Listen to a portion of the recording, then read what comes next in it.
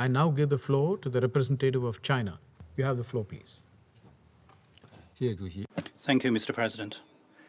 I welcome Secretary General to the meeting today, and I thank him for the briefing. I've listened to the statement by the representative of Afghanistan. The situation in Afghanistan has undergone major changes. We respect the will and choices of Afghan people. The war in Afghanistan has lasted for more than 40 years.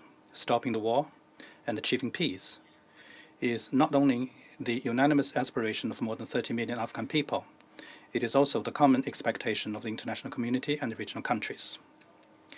The pressing task at the moment is to restore peace, stability, and order as soon as possible, so as to avoid unnecessary casualties and large-scale refugees to the utmost extent possible. The rights and interests of diplomatic missions and personnel in Afghanistan are inviolable.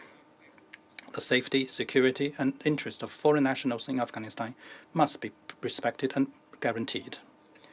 All parties in Afghanistan have the responsibility to protect people's lives and property. They should provide assurance for the safe residence and orderly evacuation of foreign citizens. President, China has always maintained that a political solution is the only way out for Afghanistan.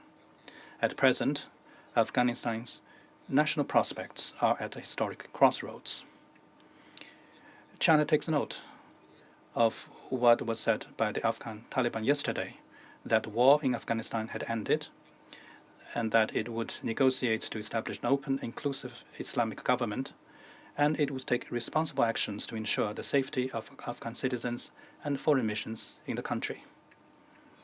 China expects that these commitments will be fulfilled, so as to ensure a smooth transition of the situation, curb all kinds of terrorism and criminal acts, keep the Afghan people away from wars and chaos, and build their beautiful homeland. We hope that Taliban in Afghanistan will unite with all parties and ethnic groups in Afghanistan to establish a broad and inclusive political structure that suits its national conditions in order to lay the foundation to achieve lasting peace in the country. In the last 20 years, terrorist organizations such as Islamic State, Al-Qaeda, and ETM have gathered and developed in Afghanistan, posing a serious threat to international and regional peace and security. Afghanistan must never again become a haven for terrorists. This is the bottom line that must be held firmly for any future political solution in Afghanistan. We hope that the Taliban in Afghanistan will earnestly deliver on their commitments and make a clean break with the terrorist organizations. All countries should fulfill their obligations in accordance with international law and Security Council resolutions, work with each other in combating terrorism in all its forms and manifestations, and take resolute actions to prevent terrorist organizations such as Islamic State, Al-Qaeda, and ETM from taking advantage of this chaos. As we speak, the humanitarian situation in Afghanistan is very dire. Humanitarian assistance and epidemic prevention and control are under tremendous pressure.